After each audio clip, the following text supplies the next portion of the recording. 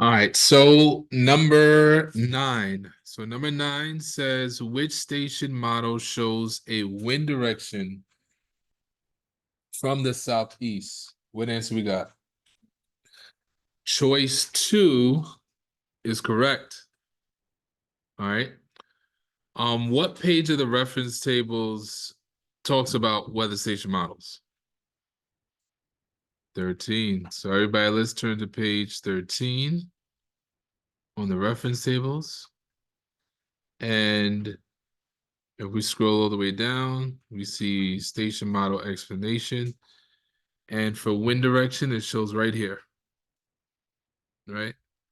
So we're looking at this long line only, this part right here. Where the long line points is where the wind is coming from. And so southeast, right, is going to be down and to the right, which is why that's the correct answer. All right, let's take a look at number 10. So number 10 says based your answers to questions 10 through 12 on the weather station model below and on your knowledge of earth science. The model shows atmospheric conditions at Oswego, New York. Fill in the correct information for each weather variable listed for this station model. All right. Let's start off with air temperature. What's the temperature for air?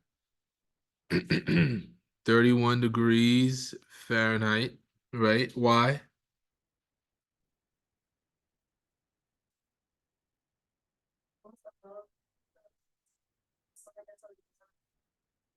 Yes, right. That's true. And also, if we look on page 13, temperature is always the number that's on the top right, top left, sorry. So whatever number that's on the top left of the weather station model is going to be that. So top left right here, 31. Dew point is what? Dew point is going to be 29, right? Because it's the number that's on the bottom left. Where is it? Right here, see dew point? So it's going to be the number on the bottom left. And then wind speed is what? 10 knots, right? This only counts as one feather. And look on page 15 that represents page 13 the reference tables. A whole feather is equal to 10 knots. So that's why we say that it's 10 knots. And what's the cloud cover? 100%. Why? There you go. The whole circle's filled in. And same thing right here. Cloud cover is all about the percentage of how much is shaded in.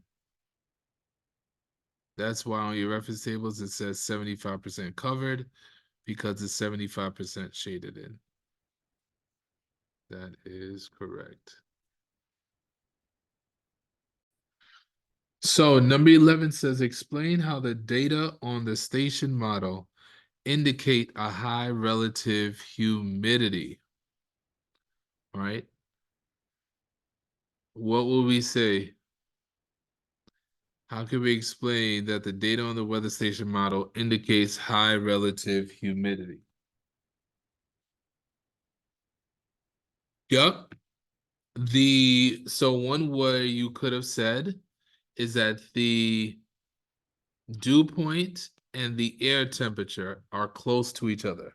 They're very close to each other. All right. Air temperature and dew point are close. So that's one thing you could have said for number 11. What's another thing you could have said to indicate high relative humidity?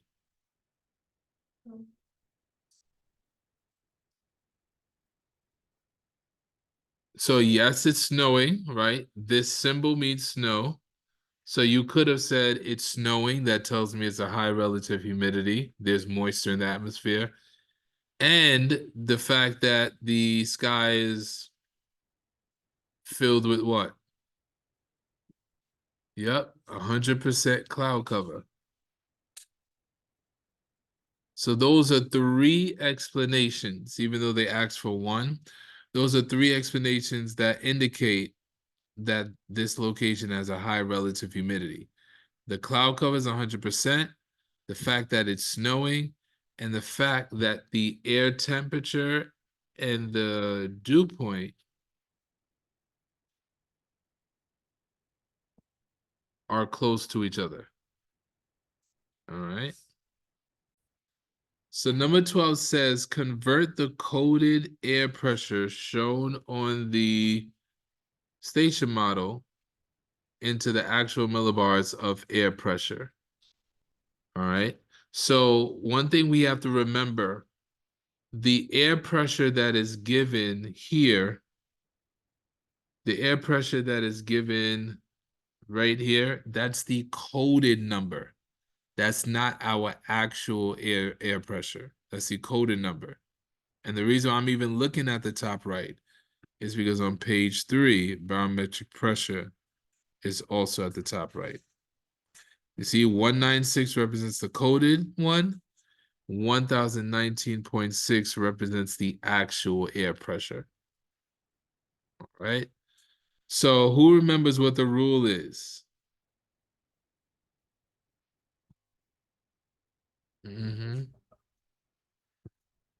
Yes. And well, and even with that, what's the first other thing that we do before we even add the numbers? Yep. Between where? Yeah. We're gonna first put our decimal between the second and last number. And then because of the fact, well, either way, if you wanted to add the decimal last, you can do that. As a matter of fact, we'll add it last just for the sake of the rule. So because this number is greater than 500, that means we're going to add another 9 to it. And then after you add your 9 or your 10, you put a decimal between the last two numbers. And your answer ends up being 999.5.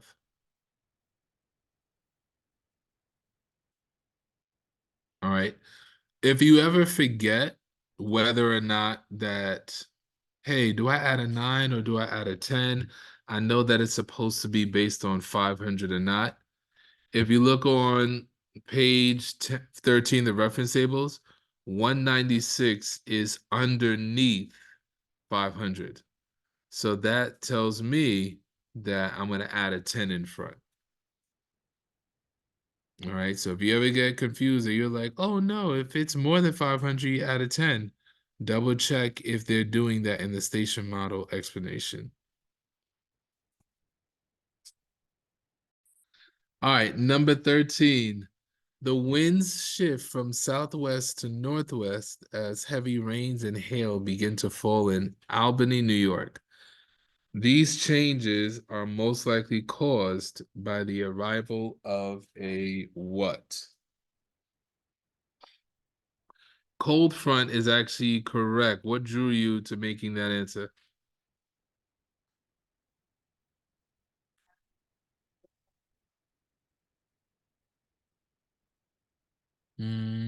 Wait, before. So that is the rule for yeah, if you're located near a front, you're going to get you'll most likely get precipitation. But how do we know that it's a cold front?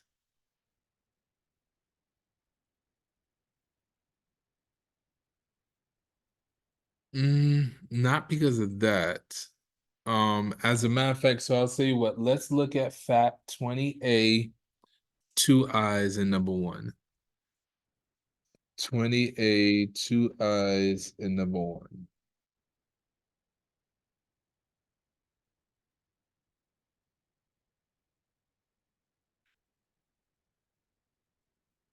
Where's it? I just passed it, sorry. Here we go. So 20A, two eyes and number one. And if you read it says cold air moves into a region occupied by warm air, causing strong, quick storms. Causing strong, quick storms. So Those heavy rains would be a part of that strong storm, right? If it was light, gentle rain, as it states right here, it would be more of a warm front. So that's why that would be our best answer.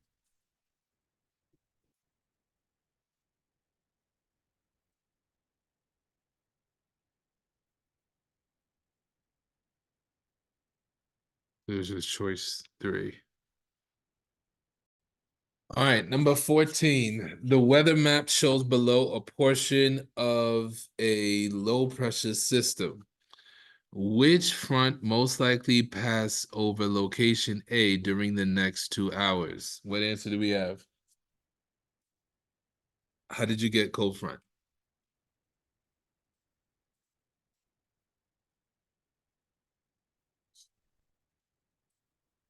Hmm. Yep. Where the shapes are pointing towards, that's where the front is moving. So, for example, this warm front is generally moving northeast, and this cold front right here is actually generally moving towards the eastern side.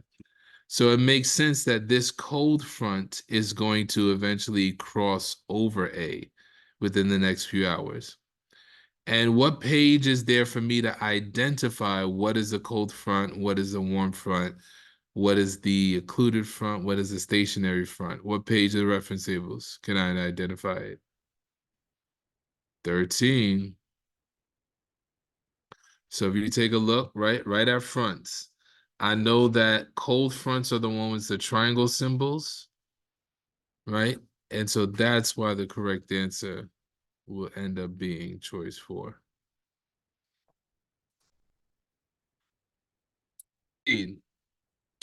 15 says basic answers to questions 15 through 17 on the weather map below. And we are different. The map shows a low pressure system with two fronts extending from its center. Points A, B, C, and D represents locations on Earth's surface. Two different air masses are labeled. All right. Which atmospheric conditions describe the air mass that is influencing weather conditions at location C? Well, what's the name of the air mass that's affecting location C? What's the name of it? Yeah, MT. MT, right? And maritime tropical, like what page do I see that? 13. I know it sounds it's like repeated again and again, but this is one of the ways where you just know, okay, hey, I know where everything is going to be on the reference tables, right? So maritime tropical. So we have to now decipher what does it mean to have a maritime tropical air mass, right? Well, the word tropical usually is associated with what? Heat, right? Being warm, right? So we can definitely cross out one and two. And maritime usually associated with what? Water, right? Like the word marine, right? So what would be the correct answer? Choice four, warm and moist air mass. All right, number 16. Which locations are most likely experiencing precipitation? What answer do we have? Say again. D and B is correct. Why? That is correct. B and D are nearest to a weather front. The closest you are to a weather front, the greater the chance of precipitation that you may have. All right, so once again, B and D would be your correct answer because it's located near a weather front.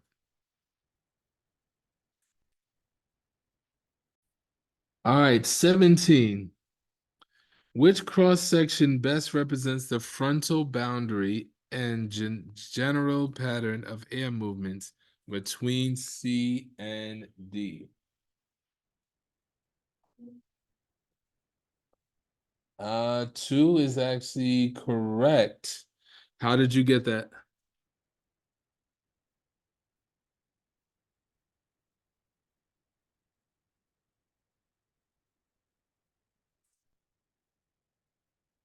Okay. Yep. So C and D, as Abigail just described, going through C to D, you have to cross a warm front. And so if we forget how air travels or moves during a warm front, look at 20A, 2Is, and number 2. 20A, 20A, 2Is, and number 2. And so as you take a look, that lets you know, right? Warm air creeps over cold air, right? Warm air creeps over cold air. And so that's why we have an example where we have air, right? These arrows are creeping over another type of air. So that's why that represents a warm front. Basic answers to question 18 through 21 on the weather map below, which shows the location of a high pressure center and a low pressure center over a portion of North America. The isolines indicate surface air pressures. The data used to construct the isolines on this map were recorded in which units? What answer we got?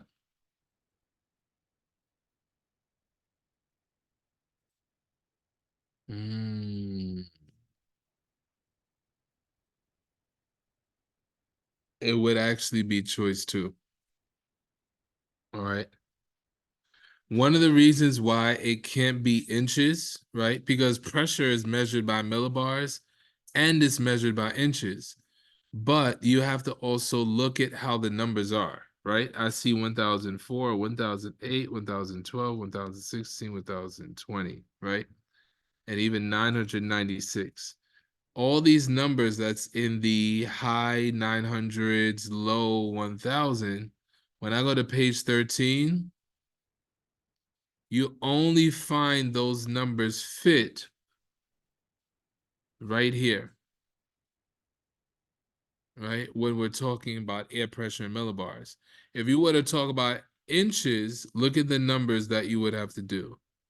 30 point something or 29 point something or even 28 point something, right?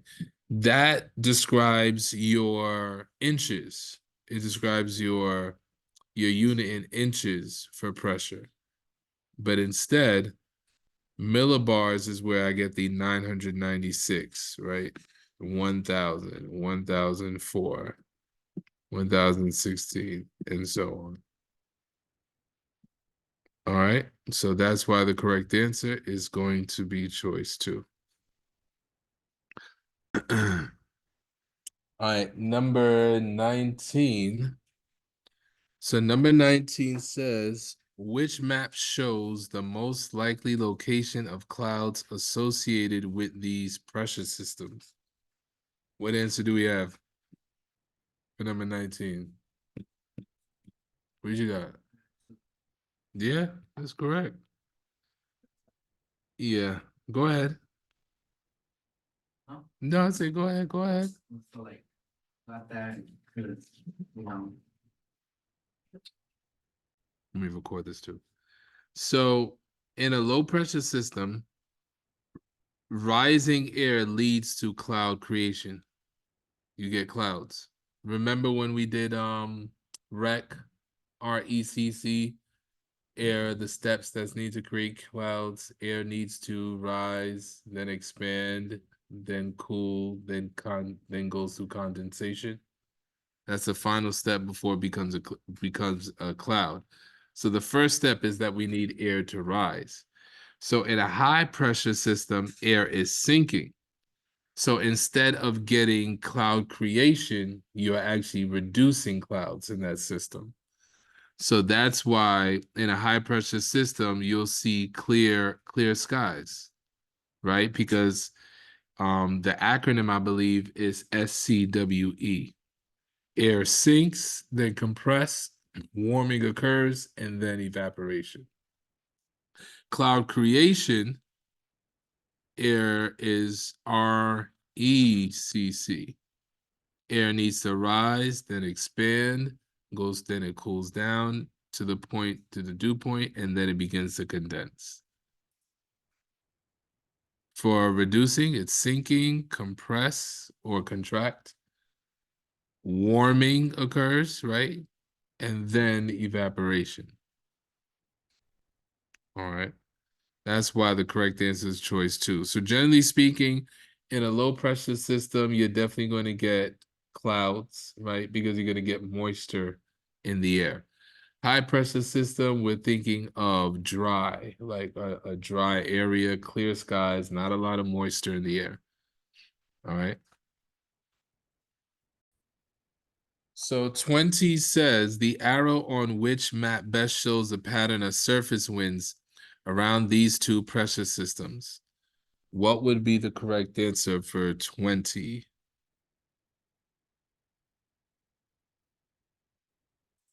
No, not two.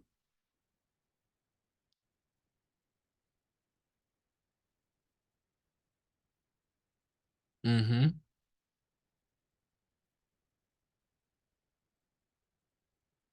It would be one, right? Because low pressure, the air flows counterclockwise and inward. That's a key thing. High pressure systems, they flow clockwise and going outward. So you'll see like the arrows are leaving away from the H, right? In a low pressure system, the arrows are creeping inward towards the L. All right. So that's something you just have to remember. High pressure systems, air flows counterclockwise. I'm sorry, air flows clockwise and outward. Low pressure system, air flows counterclockwise and inward. All right, number 21.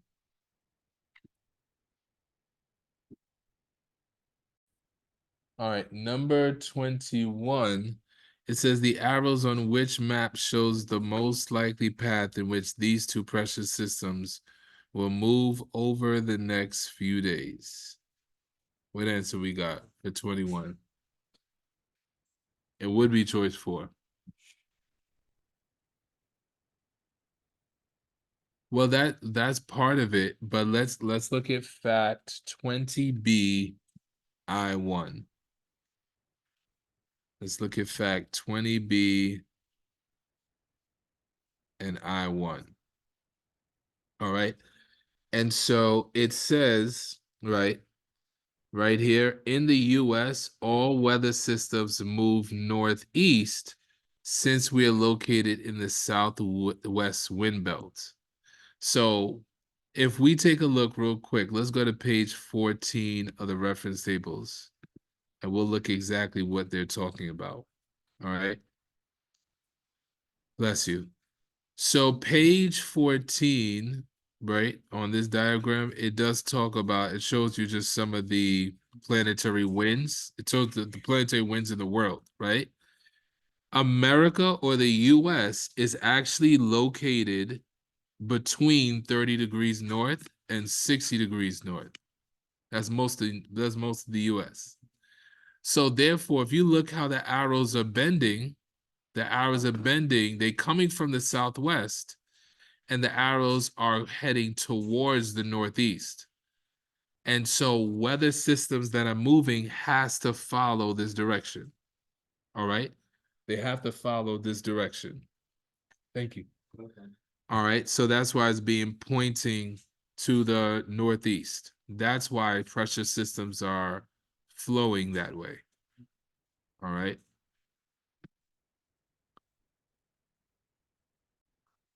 Number 22, it says Base year answers the question 22 through 25 on the weather map in your answer booklet and on your knowledge of earth science. The map shows air temperatures in degrees Fahrenheit at locations in the northeastern United States and part of Canada. Syracuse, New York is labeled. Line AB represents a stationary frontal boundary. On your map in your answer booklet, draw the isotherm for 0 degrees and extend each end of the isotherm to the edge of the map. All right. So it has to extend to the edge of the map to draw the 0-degree isotherm. Okay. So I see 0 is here, right? And I know that 0, right? 0 is definitely between 8 and 7, right? So that means I'm going to continue my line here. Now, my line has to represent where 0 would be. So therefore, hold on. Would I continue my line up here?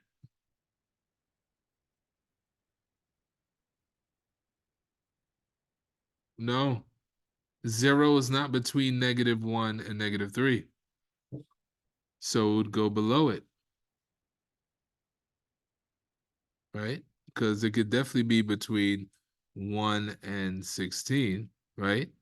Now 0 can be between -1 and -6, right? I'm saying -1 and 6, right? So I can continue going this way. Erase. 0 can definitely go between -3 and 2. And 0 can definitely go between -6 and 3, right? But, oh, and 0 can go between -4 and 1. And I extend it to the edge of the map. All right. Now on this side, I do the same process.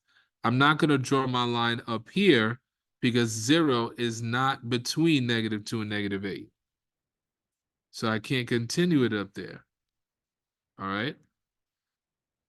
So I'm going to keep going here because 0 is between -2 and 16. All right. And when I go, 0 can climb up here because 0 is between 5 and -2. All right. And when I get to this point, where would 0 be between? Which of these two numbers would 0 be in between? To put it through. -6 and 5, and because I have to extend it to the edge of the map. Yep, in between -6 and 1. Boom. All right. All right, and I'm just going to write the number 0 to represent that is my 0 isotherm, and that's the correct answer.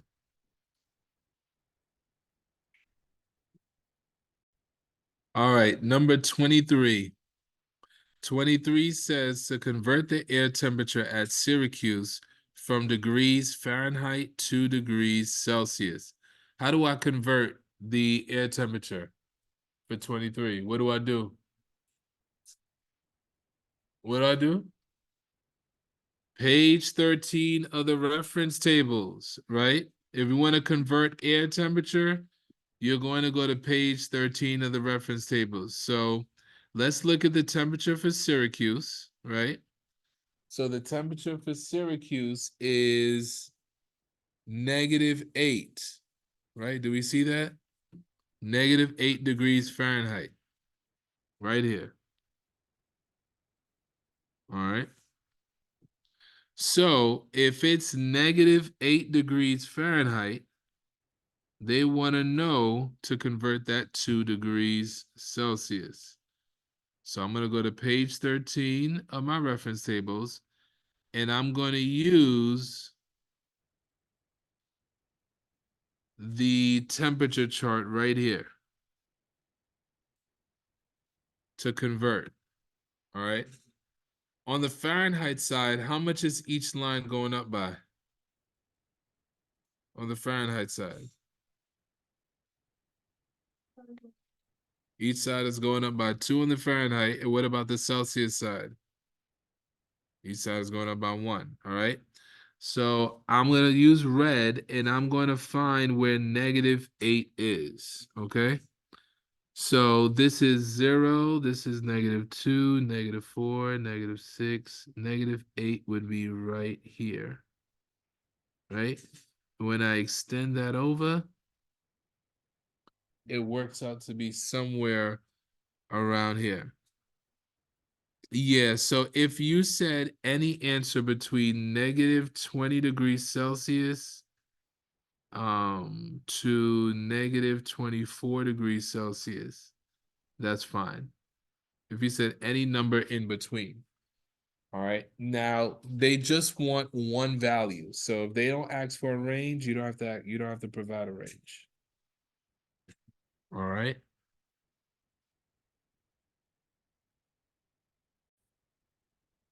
All right. Number 24. So 24 says, write the two letter weather map symbol for the type of air mass that is most likely located north of frontal boundary AB. Write the two-letter weather map symbol, right, for the type of air mass that is located north of frontal boundary AB. All right. Well, what is one pattern that I noticed from here? It gets colder as I go up, right? So the cold temperatures are here, right? And the warmer temperatures are down here.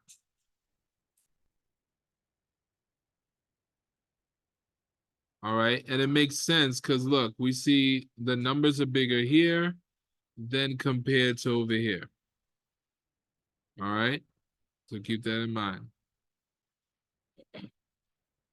All right. So they want us to somebody close that door.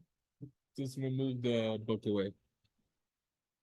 So they want us to write the two-letter map symbol that is located north of frontal boundary AB.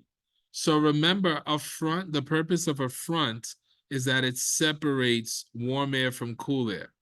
So they want to know what two-letter symbol can I put here to represent the type of air mass that is here. So what would you say?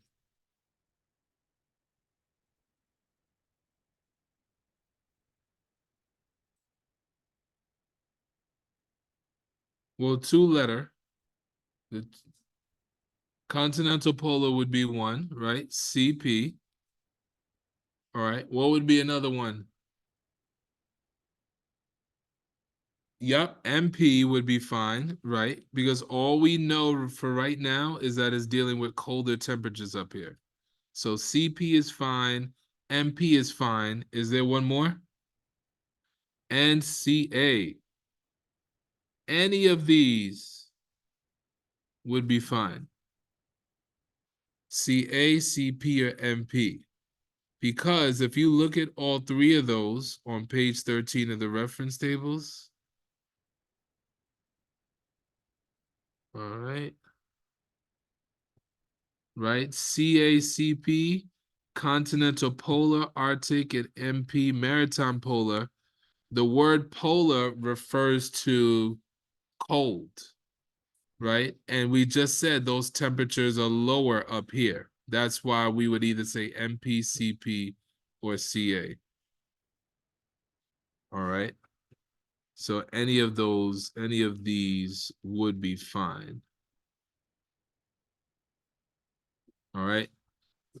And it says explain why locations near the Atlantic Ocean has air temperatures that are warmer than locations farther inland. Farther inland. All right. So if we take a look, I'll show you guys something. Was not on here. I would say 18D, but 18D is actually going to be on your other packet. So do we remember, right? It says all the locations right here next to the Atlantic Ocean, it's warmer than the temperatures that are more inland. So if I was to draw, they're talking about how these temperatures here are much more warmer than the temperatures that are more inland. All right, why? The ones that are close to the Atlantic Ocean, they're close to the ocean, and while others are more like Yeah, okay, so what does that affect? temperature difference. The difference in temperature. So because it's the problem already tells us that locations near the Atlantic Oceans have air temperatures that are warmer. Yes. So do you remember when we did climate, and for climate we said that objects or locations that are more towards a large body of water, they have cooler, they have cooler summers and warmer winters. And the reason for that is because water has a high specific heat. That means it takes a long time to warm up and a long time to cool down. So that's why right now this is clearly during winter seasons, right? But even during winter seasons, areas next to the ocean, they're going to have warmer winters than areas that are more inland. And so it's all because water has a higher specific heat than land. All right. So that's pretty much it for today. All right. Please make sure to share, like, and subscribe. And have a blessed day. I'll see you guys tomorrow.